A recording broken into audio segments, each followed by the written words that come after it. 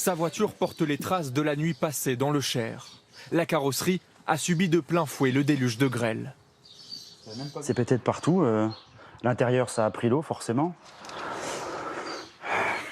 Benoît Guillerot avait acheté ce véhicule il y a un mois. Il espère pouvoir compter sur son assureur. J'ai pas encore essayé d'appeler. Alors on va s'en occuper après avoir réparé le toit de la maison. Et puis on va essayer d'appeler. Mais bon, à mon avis, ils vont être débordés. Selon les assureurs, ces dégâts coûtent de plus en plus cher à couvrir. Sur les 10 dernières années, les tarifs se sont envolés. Les primes d'habitation en 2012 s'élevaient à 218 €.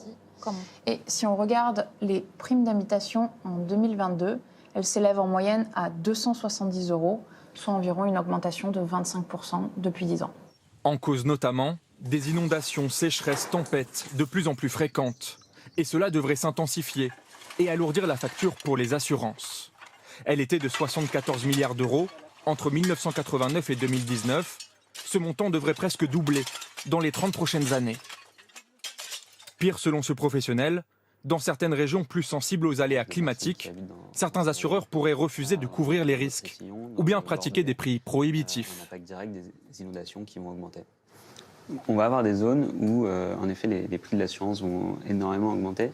C'est déjà le cas aujourd'hui en région PACA et dans le Bordelais. Les prix ont largement augmenté ces dernières années. Et donc, on peut imaginer que certains foyers aient beaucoup de mal à s'assurer et finalement ne s'assurent plus. Demain, le ministère de l'économie doit recevoir les assureurs.